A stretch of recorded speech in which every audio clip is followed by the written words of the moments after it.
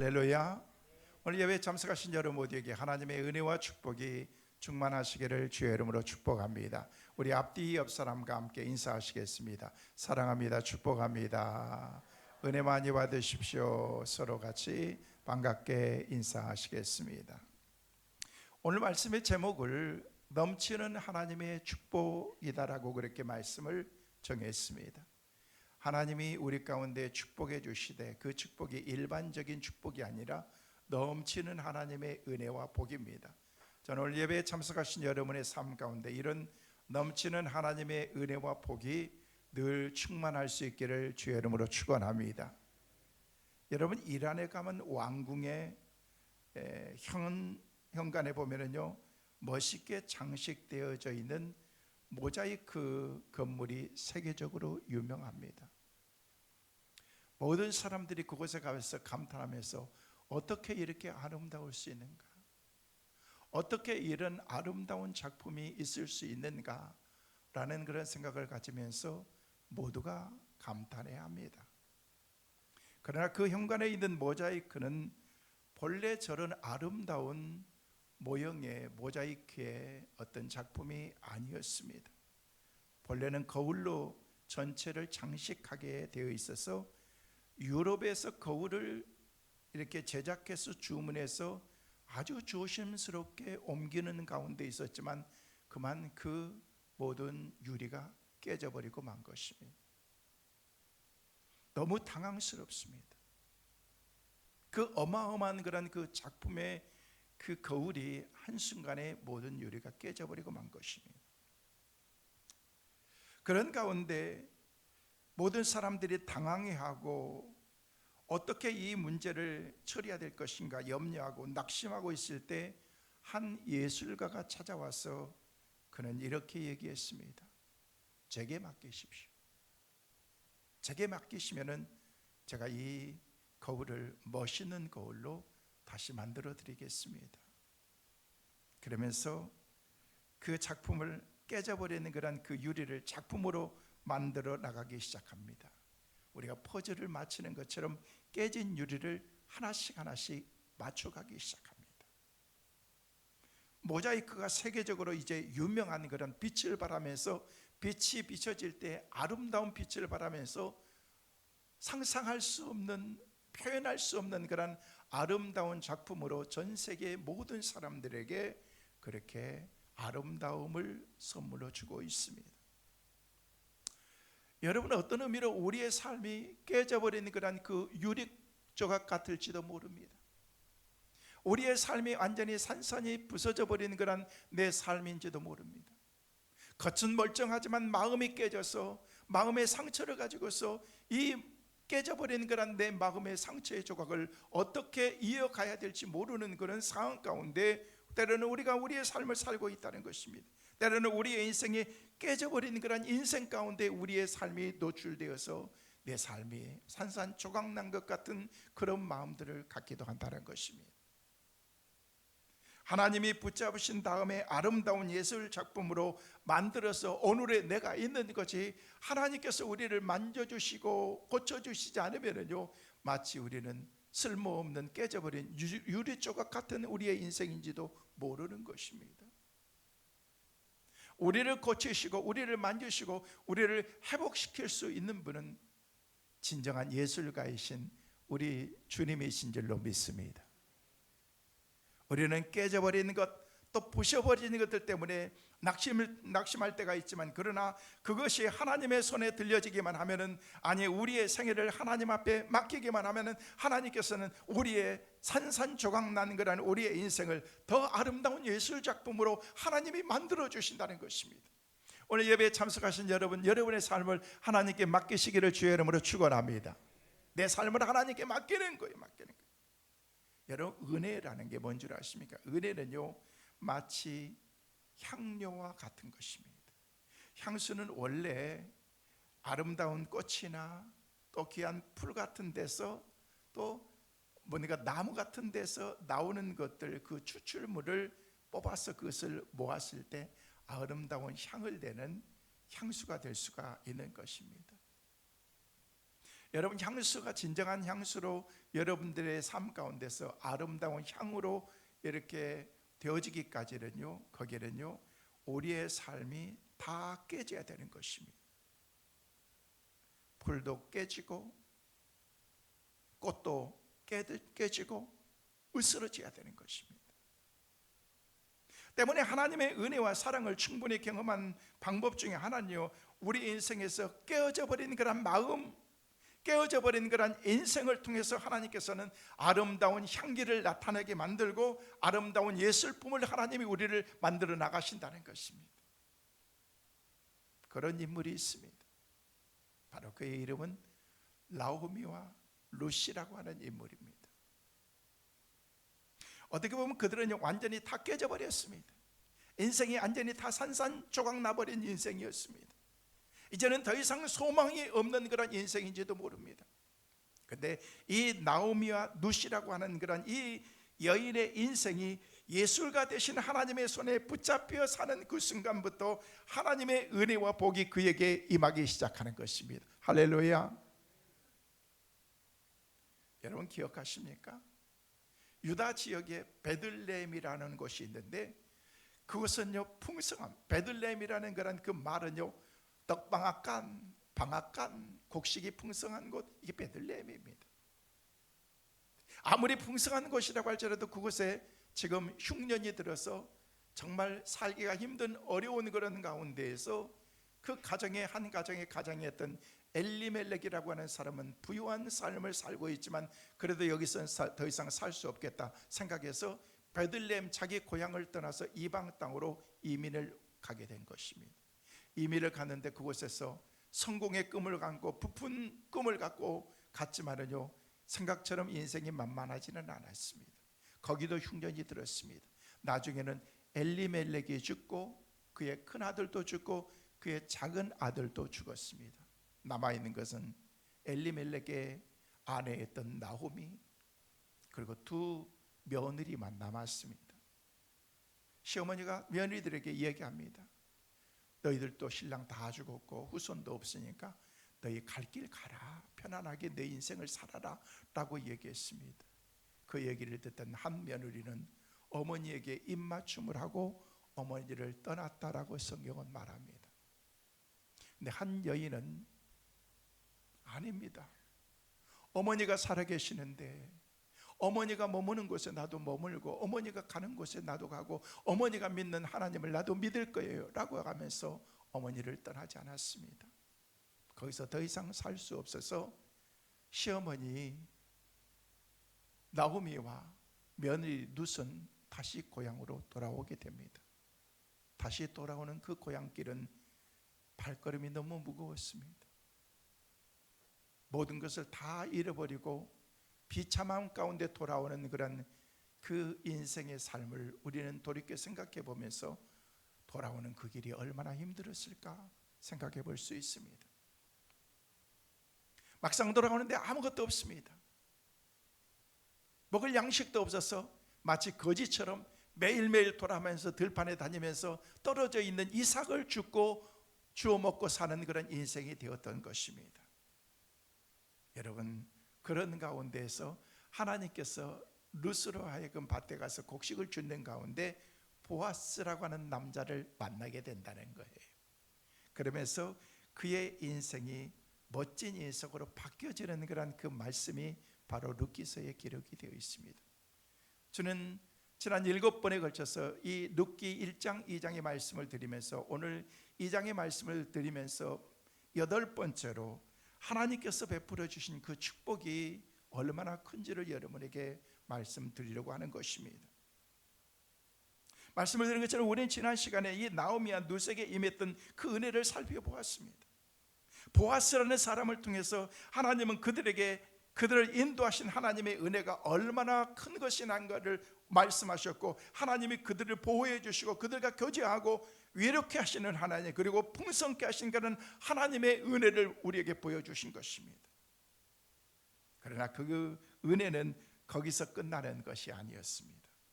그건 다 어떤 의미로 일회성 은혜라고 말할 수가 있습니다. 일차적인 보통 은혜라고 말할 수가 있습니다. 더 큰 은혜와 축복이 그들을 기다리고 더 큰 하나님의 은혜가 그들을 기다리고 있다라고 말하고 있습니다. 하나님 우리 모두에게 공평한 은혜를 주셨습니다. 이 공평한 은혜가 보통 우리 말하는 것처럼 보통 은혜라고 말합니다. 우리 이 땅에 살아가면서 예수 믿는 저와 여러분이나 믿지 않고 세상 가운데 살아가는 그런 세상에 밖에 있는 사람들도 이 하나님의 은혜는 보편적으로 다 똑같이 받게 되어 있는 것입니다. 하늘에서 내리는 그런 따스한 그런 햇볕은요, 믿는 우리라고 하나님께서 더 따뜻하고 포근하게 주는 게 아닙니다. 믿지 않는 저희들이라고 하나님께서 빛을 가려주지 않습니다. 똑같이 받는 것입니다. 우리가 마시는 공기도 마찬가지인 것입니다. 하나님께서 우리에게 맑은 산소를 주셨습니다. 다 공짜입니다. 계산할 수 없습니다. 마실 때도 공짜입니다. 마시고 난 다음에 그것을 여러분이 뱉으면 이산화탄소를 뱉게 되어 있습니다. 이건 좋지 않습니다. 가격으로 따지면 여러분이 많은 대가를 지불하고 이것을 뱉어야 되는 것입니다. 이것도 다 공짜입니다. 하나님이 알아서 다 정하고 다 만들어 가시는 것입니다. 이걸 보통 은혜라고 말한 것입니다. 그러나 우리의 삶 가운데서 우리는 보통 은혜만 가지고 우리가 살아갈 수가 없는 것입니다. 하나님의 특별한 그런 하나님의 은혜를 우리 가운데 주셔야 되는데 이 특별한 은혜가 어떤 사람에게 임하느냐는 거예요. 우리 예수 믿는 저와 여러분, 이곳에 앉아 계신 여러분 가운데도 특별한 은혜를 받는 사람이 있는가 하면 그렇지 못하고 이 안에서도 보편적인 은혜로 삶을 살아가는 사람들이 있다는 거예요. 저는 여러분이 특별한 하나님의 사람, 특별한 은혜를 누리며 살아가는 여러분 되시기를 다시 한번 주의 이름으로 축원합니다. 여기 루카 나오미의 인생을 보면 그 은혜가 얼마나 큰 것을 우리가 알 수가 있습니다. 더 큰 축복이 무엇인가를 알 수가 있습니다. 무엇이 그 큰 축복을 누리면서 살 수 있었는가? 저는 몇 가지로 말씀을 드립니다. 첫째로, 여러분이 그런 축복을 누리기 위해서는 성실함이 여러분에게 축복이 되는 것입니다. 따라서 하겠습니다. 성실함의 축복. 성실하시기를 바랍니다. 실력은 조금 부족해도 괜찮아요. 그러나 성실해야 됩니다. 여러분이 직장에서 일하시는 분들 성실하세요. 사장이 보면서 저 사람은 능력이 부족해. 그런데 저 사람은 진짜 성실해. 우직하게 다른 사람보다는 좀 더 빠르지 않지만은 저 사람은 끝까지 포기하지 않고 맡겨진 일은 잘하는 사람이야. 그 사람은 성실하신 사람, 성실한 사람인 것입니다.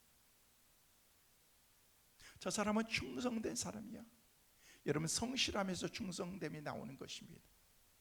뭐 반짝하고 잔머리 굴리면서 그렇게 우리의 인생을 살아가는 것이 아니라 내 삶을 성실하게. 그래서 오늘 성실함에 대해서 말하면서 오늘 본문 17절 말씀에는 우리에게 그렇게 말씀하고 있습니다. 함께 보시겠습니다. 룻이 밭에서 저녁까지 줍고 그 주운 것을 떠니 보리가 한 에바쯤 되니라. 언제까지 주었다고요? 저녁까지 줍고 있습니다. 아침에서부터 시작해서 저녁까지 지금 이삭을 줍고 있는데 그 주었던 것을 보니까 한 에바쯤 되었다. 여기서 한 에바는요, 키로수로 따지면은요, 많게는 20kg 가까이 되는 거예요. 20kg의 이삭을 주었으면요, 남자도 쉽게 움직이기가 쉽지 않습니다. 여인의 몸으로 그 많은 것을 주었습니다. 재미있는 것은요, 그 룻이 점심 때 누구를 만나느냐면요, 보아스를 만났습니다. 여러분, 보아스와 룻은 주인과 종의 관계인 것입니다.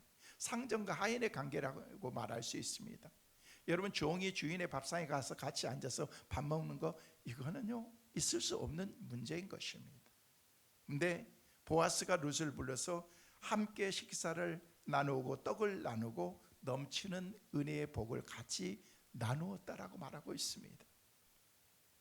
소년들에게 말합니다. 이 룻이라고 하는 그런 여인이 들판에 가서 이삭을 주울 때 많이 주울 수 있도록 일부러 이삭을 좀 많이 떨어뜨려 놓아라. 그냥 널어놔라. 그래야지 죽어갈 수 있지 않겠느냐. 이 여인이 많은 곡식을 가져갈 수 있도록 은혜를 베풀어 주었다는 것입니다. 여러분 보십시오. 이 룻이라고 하는 여인이 이미 보아스가 룻을 가져갈 수 있도록 많은 이삭을 떠들어 놓았음에도 불구하고 그가 줍지 않으면 그 은혜는 여러분 룻의 것이 아닙니다. 에이, 보아스가 나에게 이만큼 주었으니까, 정심도 먹었으니까 안 해도 돼. 여러분, 들판에 룻을 위해서 보아스가 준비한 그런 이 모든 나누기에서 베풀어 준 그 은혜는요, 룻이 가져가지 못하고 다른 사람이 다 가져가고 말 것입니다. 여러분, 신앙도 똑같습니다. 은혜가, 많은 은혜가 우리 가운데도 있는데도 그 은혜를 받은 사람만이 은혜의 사람이 될 수가 있는 것입니다. 하나님의 메시지가 지금 여러분에게 전달되는데도 여러분이 말씀에 대한 그런 관심이 없으면 들려지지 않습니다. 그냥 그 사람은요, 예배 드리고 은혜 받고 가는 게 아니라 예배 보고 가는 것입니다. 그러나 아무런 의미가 없는 것입니다. 말씀을 통해서 하나님의 은혜를 경험하고 그 말씀이 내 삶을 결단하게 만들 수 있는 그런 하나님의 은혜의 삶을 우리가 살아가게 되어야 한다는 것입니다. 룻이라고 하는 여인이 이미 보아스를 통해서 풍성한 은혜를 누리고 있는데도 어떻게 했어요? 아침부터 저녁까지 열심히 일하고 있다는 것입니다. 성실함인 것입니다. 성실함. 그러면 룻은 더 큰 축복을 누릴 수 있었는데, 여러분, 어차피 보아스가 도와줄 거야, 난 이 정도 있으면 괜찮아 라고 얘기했다면요, 룻은 더 이상의 은혜를 누리지는 못했을 것입니다. 그건 보통 은혜인 것입니다. 여기에 우리의 인생에 가장 중요한 메시지가 있는 것입니다. 내가 무엇을 조금 되었다고 생각되면 만족해버리고 안주하는 경향들이 우리 인간들에게 많이 있다. 이 정도 하면 됐어, 괜찮아. 주위에서도 얘기하면 당신 그 정도 하면 됐어, 괜찮은 거야. 아니요, 괜찮지 않습니다. 우리 인생이라는 것은 계속해서 내 삶을 준비하고 발전하고 내 삶을 개발하지 않으면요, 우리는 하나님 앞에서 온전한 삶으로 우리가 계속 퇴보하는 것입니다.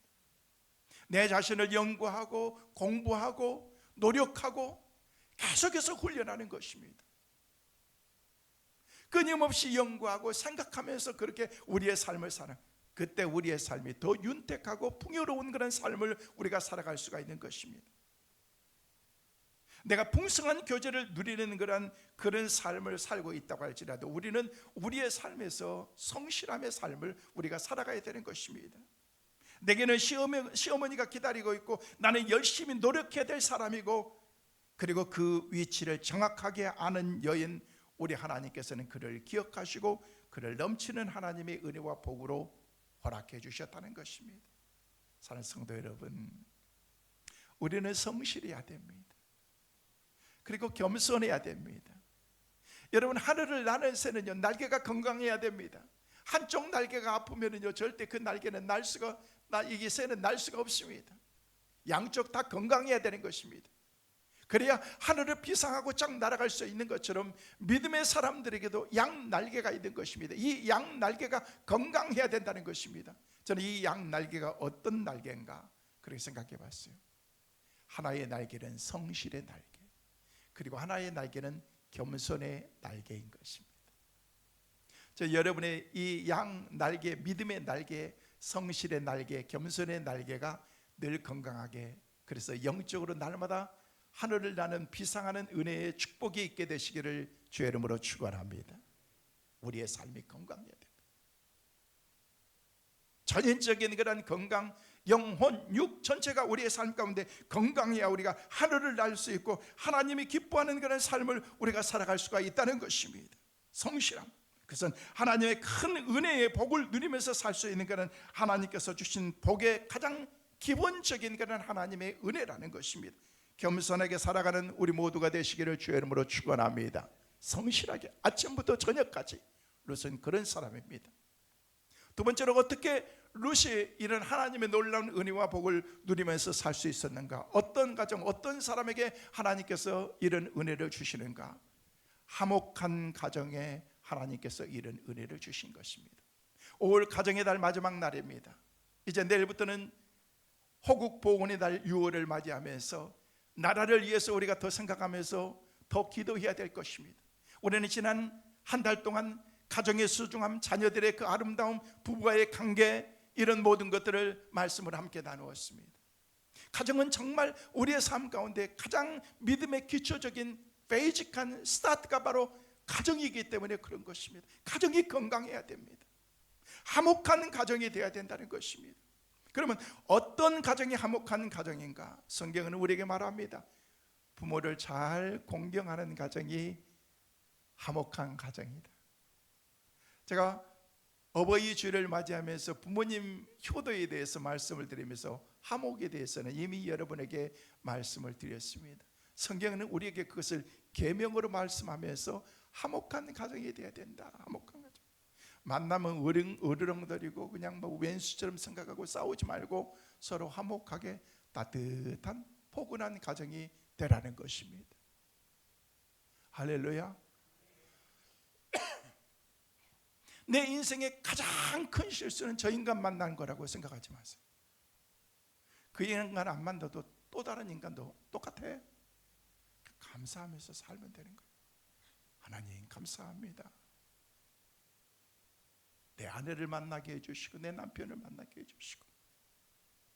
그러면 어떤 가정이 화목한 가정? 자, 오늘 보면 18절은 우리에게 그렇게 말씀하시는데 18절 그것을 같이 한번 보십니다. 그것을 가지고 성읍에 들어가서 시어머니에게 그 주운 것을 보이고 그가 배불리 먹고 남긴 것을 내어 시어머니에게 드리매 그것을 가지고 성읍에 들어갔다는 거예요. 이제 아침부터 저녁까지 수고하고 있어서 이렇게 얻었던 그런 많은 것들을 그래서 시어머니에게 보이고 그 시어머니를 공경하고 그리고 남았습니다. 그러면서 어떻게 했어요? 시어머니에게 그걸 드리는 거예요. 어머니, 이거 어머니 가지세요. 아니다 너 그렇게 수고하고 있어서 돈 벌었는데 어떻게 내가 그 돈을 다 받니? 아니요, 나가서 또 돈 벌면 돼요. 또 주우면 돼요. 또 나가서 일하면 돼요. 어머니를 뭐 하는 거예요? 공경하는 거예요. 공경하는 거예요. 자기의 시어머니를 공경할 줄 알았던 룻, 나오미가 아름답지만 여러분 룻도 너무 아름답습니다. 여러분 하나님께서 우리에게 주신 축복 가운데 약속하신 계명이 있는데요. 어떤 계명인 줄 아십니까? 네가 복받고 살기 위해서는 꼭 해야 될 것이다. 성경에 너무 많습니다. 근데 크게 두 가지입니다. 안식일을 거룩하게 지키라. 이건 주일 성수하라는 거예요. 예배를 잘 드리라는 거예요. 여러분 예배자는 복받게 되어 있습니다. 저는 오늘 참여하신 여러분 모두가 예배자들 다 되시기를 주의 이름으로 축원합니다. 하나님께 진짜 예배자가 되는 거예요. 그래서 주일 성수는요 철저하게 하나님 앞에 예배 드릴 수 있는 것을 여러분 마음속에 결단하세요. 그냥 일 있으면 빠지고 결혼식 있으면 빠지고 뭐 좀 아프면 빠지고. 여러분 직장은 안 빠지잖아요. 좀 아프다고 여러분 아파서 여러분 그냥 타이레놀 먹고도 여러분 직장 가요. 근데 아프면 안 와요. 교회는 안 와요. 그렇게 하지 말라는 거예요. 복이 안 된다는 것입니다. 안식일을 거룩하게 지키라. 내가 뭐 두 번째는요 말씀을 드린 것처럼 네 부모를 공경하라. 그럼 복 받을 것이다. 자, 예배소서 6장 1절에서 3절 말씀에는요 복 받는 그 부모들에게 그 효도할 때 어떤 복을 주신가에 대해서 말씀하고 있는데 자녀들아 같이 한번 보십니다. 자녀들아 주 안에서 너희 부모에게 순종하라. 이것이 옳으니라. 내 아버지와 어머니를 공경하라. 이것은 약속이 있는 첫 계명이니 이로써 내가 잘되고 땅에서 장수하리라. 할렐루야. 아멘. 저는 우리 이 땅에서 잘되고 장수하는 은혜가 있게 되기를 주의 이름으로 축원합니다. 얼마나 귀합니까? 부모님 잘 모셔서 복받고 또 효도에서 복받고 부모님도 기쁘고. 여러분 현대 젊은 사람들이 부모님에 대한 그런 효가 점점 이게 쇠퇴해 가고 있습니다. 부모를 공경할 줄 아는 그런 그 자녀들, 여러분 그 자녀들이 나중에 그 자녀들을 통해서 또 똑같이 효도를 받게 되고 공경을 받게 되어 있는 것입니다. 룻은 어머니 앞에서 모든 것을 자상하게 이야기합니다. 대화하고 있습니다. 여러분 사랑하는 가정에는요 대화가 있는 것입니다. 부부간에도 대화합니다. 여러분 진정한 대화가 뭔 줄 아십니까? 어떤 사건을 이야기하고 다른 사람을 이야기하는 것은 이것은 대화라고 말할 수 없습니다. 그냥 말하는 거예요. 말하는 것과 대화하는 것은 다른 것입니다. 보통 대화와 그리고 진실된 대화도 또 다른 것입니다. 그것은 진정한 대화가 있다는 것은요 내 삶을 같이 나누는 거예요. 여보, 나는 이렇게 생각하는데 당신은 어때? 쓸데없는 소리 하지 말고 자면하자라. 당신 뭘 안다고 인생을 얘기해. 여러분 그러면요 그 가정은 베려버린 거예요. 얘기하는 거예요. 들어주는 거예요. 깊은 대화에 그 이야기를 나눌 수 있는 것.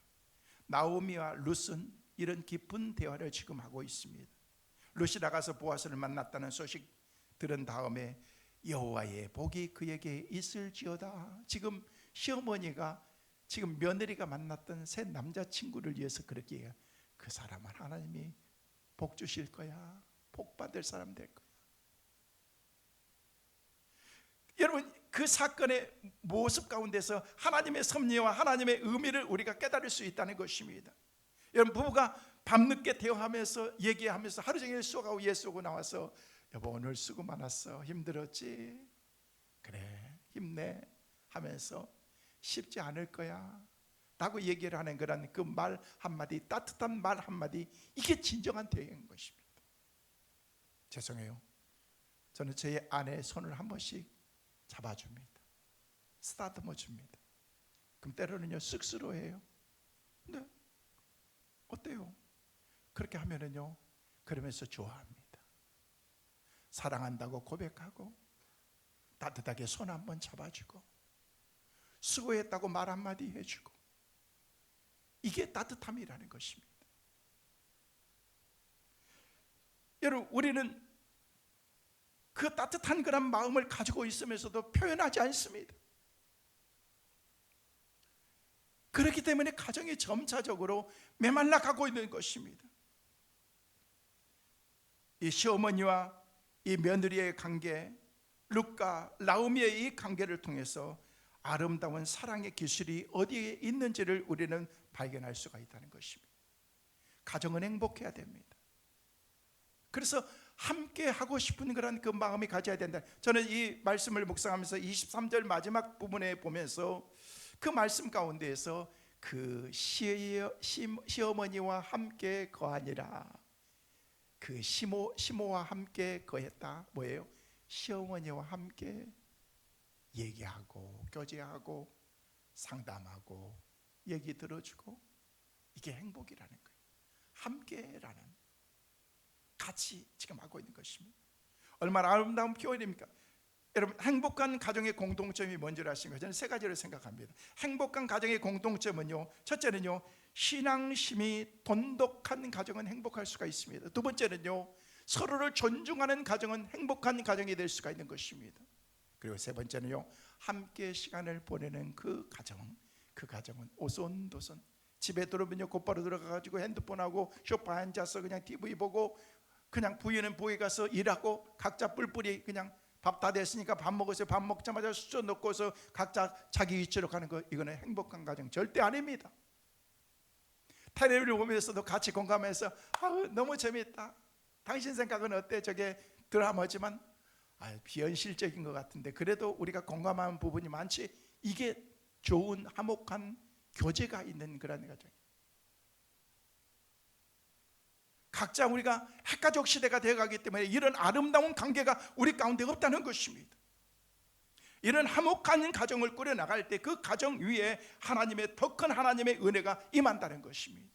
저는 여러분의 삶 가운데도 여러분의 가정이 가정의 달을 맞이하면서 오늘 다시 한번 우리 가정이 하나님 화목한 가정, 행복한 믿음의 가정이 되게 하여 주옵소서.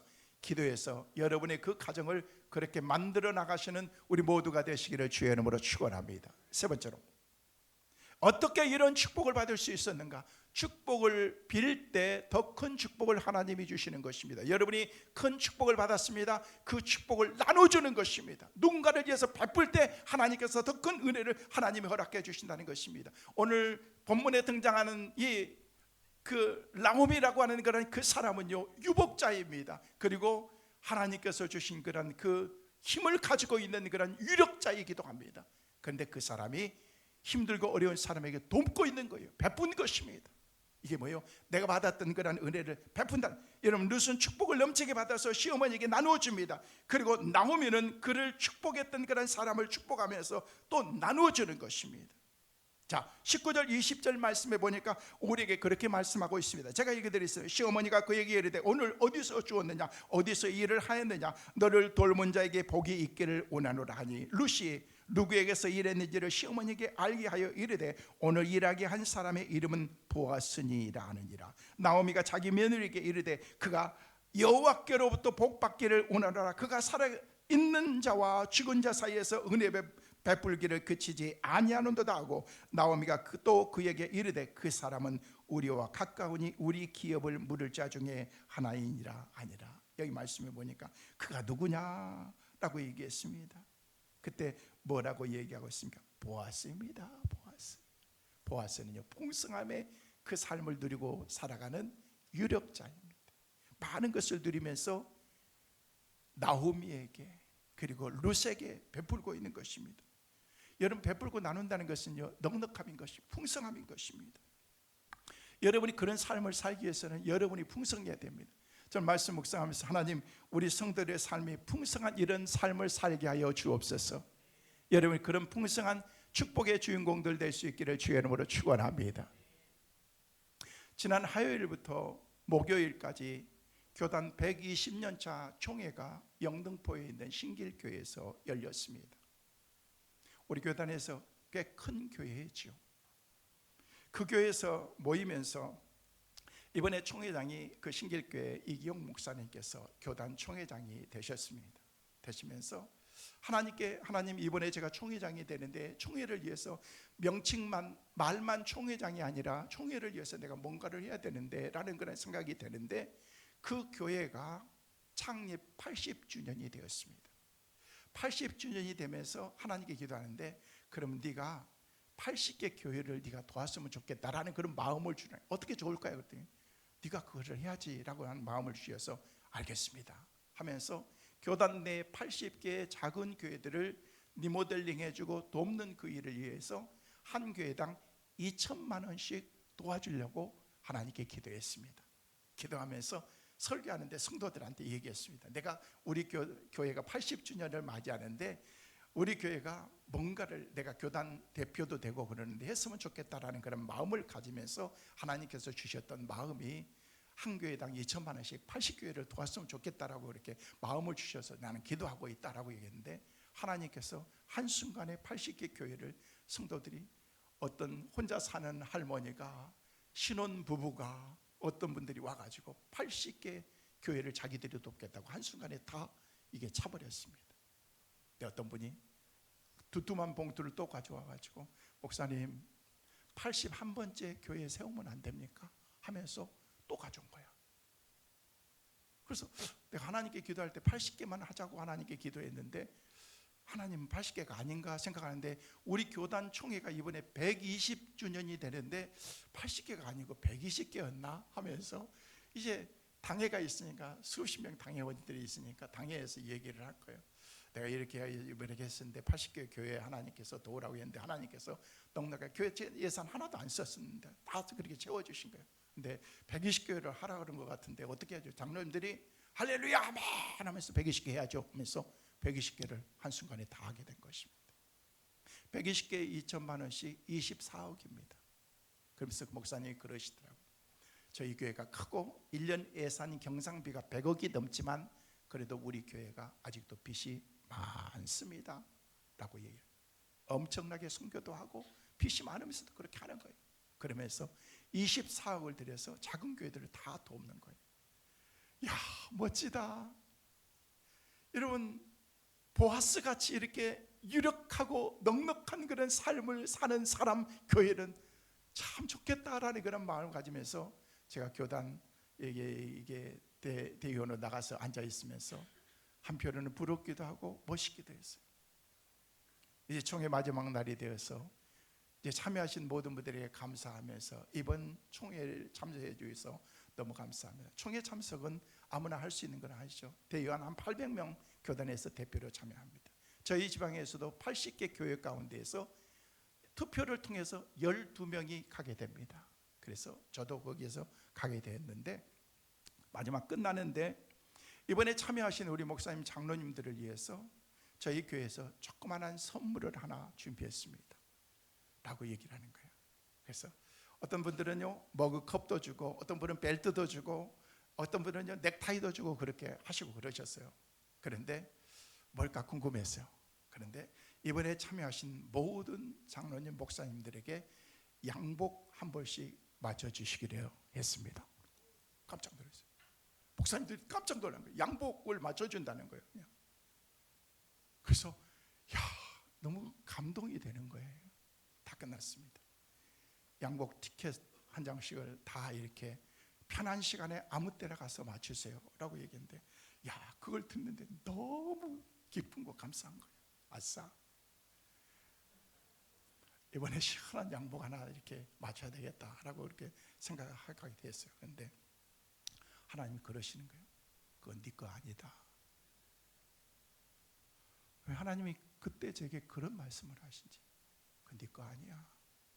누구 거예요? 그랬더니 네가 알잖아. 제가 이미 마음으로 하나님 시원한 양복 입으려고, 나는 생각 맞춰 입으려고 그럼 막 그렇게 했는데, 근데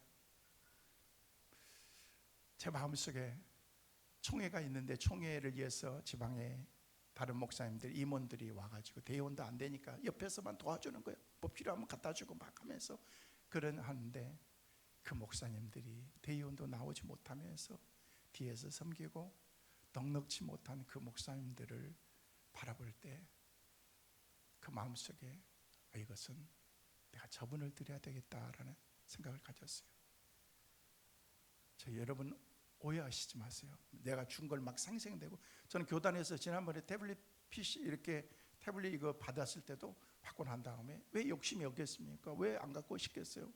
진짜 힘들고 어렵고 가난한 목사님이 계셔서 제가 줬어요. 그렇게 이번에도 마찬가지로. 그래서 주는데 한편으로는 내 마음속에는요, 내 건데 하나님이 네 거 아니라고 그러니까 어떻게 해요? 그래서 이게 딱 주고 났는데요, 제가 말씀드리고 싶은 얘기는 이거예요.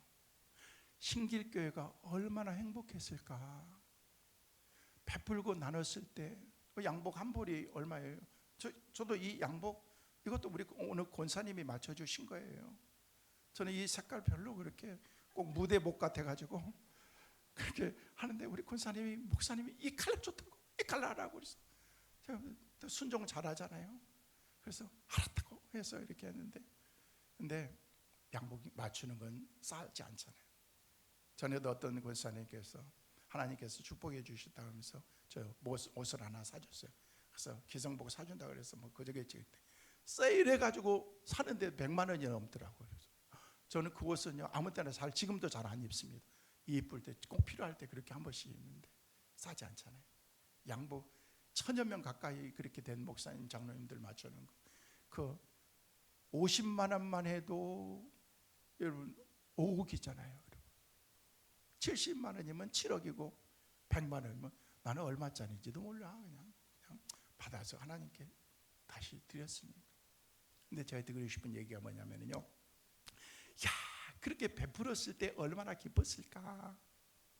제가 받았을 때 너무 기뻤는데요, 주고 나니까 그 기쁨이요 10배는 더 된 것 같아요. 마음에 너무 기쁜 거예요. 하나님께서 우리의 삶을 그렇게 풍성하게 채워주셨는데도 우리는 너무 가난하게 우리의 인생을 산다는 것입니다. 보아스가 많이 있어서 나누고 베풀고 그렇게 하는 삶이 아니었다는 것입니다. 하나님이 주신 그런 그 축복을 내가 나눌 때 더 큰 하나님의 은혜가, 복이 있다는 사실을 그가 알게 된 것입니다. 여러분, 하나님의 은혜라는 것은 놀랍습니다. 우리가 사실 뭔가를 베풀 때 그 기쁨은요, 베풀어 보지 않은 사람은 모르는 것입니다. 우리가 던지는 것을 받게 되어 있는 것입니다. 사랑을 우리가 다른 사람에게 던지면요, 사랑이 반드시 내게 돌아오게 되어 있습니다. 미움을 다른 사람에게 던지면 반드시 그 미움이 내게 돌아오게 되어 있습니다. 축복을 다른 사람에게 빌면요, 그 축복이 내게 돌아오게 되어 있습니다. 다른 사람을 비판하면 여러분이 비판받게 되어 있습니다. 왜? 돌아오게 되어 있기 때문에 그런 것입니다.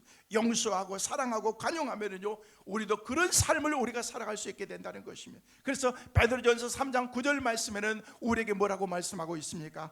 악을 악으로, 욕을 욕으로 갚지 말고 도리어 복을 빌라 이를 위하여서 너희가 부르심을 받았으니 이는 복을 이어받게 하려 하십니다 라고 말하고 있습니다. 그 뒤에 누가복음 6장 38절 말씀에 드리는 거, 주라 그리하면 너희에게 줄 것이니 곧 후회되어 누르고 흔들어 넘치도록 하여 너희에게 안겨주리라.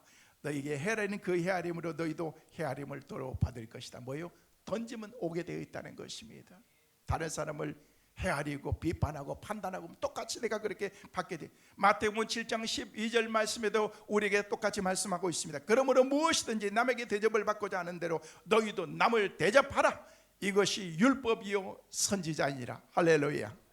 성도 여러분, 축복 많이 받으시고 나눠주는 넉넉한 하나님의 은혜의 삶을 여러분도 보아스처럼 그렇게 살아가시기를 주의 이름으로 축원합니다. 마지막으로 어떤 사람에게 어떤 상황과 환경 가운데서 우리를 축복하시는가? 하나님을 사모하는 사람에게 하나님께서 그 사람을 축복하시는 것입니다. 보아스는 룻을 사모했습니다. 룻도 보아스를 사모하는 마음이 가지고 있습니다. 여러분, 아름다운 가정은요, 사모하는 마음이 없으면 절대 세워질 수가 없습니다. 내가 당신을 사모해요, 사랑해요. 애타게 사모하는 그 마음이 우리 마음속에 있어야 됩니다. 그래야 거기서 콩깍지가 씌워지게 되고, 그러고 난 다음에 그 사람 아니면 못 살겠다라고 얘기하면서 그 사람과 아름다운 가정을 이룰 수가 있는 것입니다. 뭐예요? 사모하는 마음. 그 사모하는 마음을 가지고 있을 때 룻이 보아스를 만나게 되고 보아스가 룻을 만나게 되었다는 것입니다.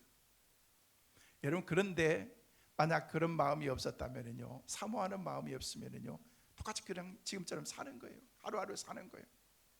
여러분, 남편을 맞이하는 순간 여러분, 보아스의 것이 내 것이 되고 보아스의 축복이 내 축복이 되고 보아스가 누리는 것을 나도 똑같이 누리면서 살아갈 수 있다는 것입니다. 그래서 사람은요, 누구를 만나느냐가 중요해요. 누가 그러더라, 여자는 남자만 잘 만나면 끝이래. 남자는 안 그래요? 남자도 여자 잘 만나면요 끝인 거예요. 여러분, 바꿔서 남자 잘못 만나면요 인생 조집니다. 여자 잘못 만나면요 인생 쫑납니다. 잘 만나야 됩니다. 제가 오늘 1부에도 말씀을 드렸어요. 다음 주에 어떻게 어떤 사람을 만나야 될지, 특별히 오늘 결혼하시지 않는 분들은요 어떻게 좋은 사람을 만나는가, 그 비결에 대해서 다음 주에 제가 여러분에게 말씀을 드릴 거예요. 저는 생각합니다. 교회에서 좋은 사람을 만나고 주위에서 좋은 사람을 만나는 게 이게 얼마나 축복입니까? 그래서 우리 삶 가운데서는요 서로를 만나면은요 사모하는 마음이 있다는 거, 이게 뭐예요? 사랑하는 마음이 있어요. 공동체 안에 이런 마음이 있을 때 우리가 그 사랑 안에서 아름다운 관계를 통해서 공동체가 세워지게 되는 거예요. 누구를 만나는 거예요? 보아스를 만나는 거예요. 저 시간에 제가 말씀을 드렸습니다. 보아스는 예수 그리스도의 모형이다라고 말할 수 있어요.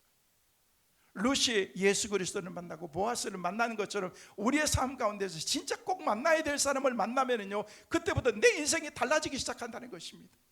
저는 여러분의 인생이 행복하고 축복된 그런 인생으로 살아가시기를 주의 이름으로 축원합니다. 구스러기 같은 쓸모없는 그런 만남의 관계들로 우리의 인생을 살아가는 것이 아니라 정말 힘들고 어려운 가운데서도 좋은 축복된 그런 만남을 우리가 가지고 살아가는 것입니다. 다윗은 그가 왕이 된 후에도 하나님을 사모했습니다. 왜냐하면 하나님 안에 모든 것이 다 감춰 있다는 사실을 그가 알고 있었기 때문인 것입니다. 그래서 시편 16편 2절 말씀에 우리에게 그렇게 말씀하고 있습니다. 내가 여호와께 아뢰되 주는 나의 주님이시오니 주 밖에는 나의 복이 없다 하였나이다. 여러분, 시편 73편 23절 같이 한번 읽어보실까? 같이 보십니다. 하나님께 가까이 함이 내게 복이라. 내가 주 여호와를 나의 피난처로 삼아 주의 모든 행적을 전파하리이다. 아멘. 하나님의 축복보다는요 하나님을 사모하는 그런 그 다윗, 내 삶 가운데서 윤택하고 행복하게 사는 것보다도 더 소중한 것은 하나님이 내 삶 가운데서 함께하는 그런 하나님의 그 은혜를 사모하는 그 마음이 내게 있어야 된다는 것입니다. 다윗은 왕이 되었는데도 룻은 이제 정말 살 만큼 살고 이제 괜찮고 누가 도와주기 때문에 이거 여기서 안주할 수 있는데도 불구하고 어떻게 하는 것입니까? 계속해서 그에게 사모하는 마음을 갖고 그를 통해서 아름다운 그런 관계가 형성되는 것을 볼 수가 있습니다. 성도님, 말씀을 맺습니다. 우리가 사모해야 될 것은 하나님 한 분이신 줄로 믿습니다. 영광의 주님 예수 그리스도를 사모해야 됩니다. 우리를 구속하신 예수 그리스도, 우리를 죄악 가운데서 건지신 예수 그리스도, 우리의 모든 죄로부터 우리를 깨끗하게 하신 예수 그리스도, 우리를 인도하시고 우리를 다스리고 주관하시는 예수 그리스도, 내 생애를 바른 길로 인도할 수 있는 참되신 우리 하나님을 우리가 바라보며 믿음으로 살아가야 됩니다. 그리고 깨어져 버린 마치 산산조각 나간 그 유리조각 같은 거라는 우리의 인생을 우리의 진정한 예술가이신 하나님께 내 삶을 맡겨드리는 순간 보잘것없고 쓸모없고 버려진 인생이지만 하나님께서는 우리를 아름다운 작품으로 만들어 가실 줄로 믿습니다. 성도 여러분, 여러분은 여러분의 인생을 여러분이 스스로 만들어 갈 수 없습니다. 하나님께 맡기시길 바랍니다. 아름다운 인생, 행복한 삶으로 하나님이 우리를 그렇게 세워가실 줄로 믿습니다. 그런 축복의 은혜가 우리 모두에게 있게 되시기를 주의 이름으로 축원합니다.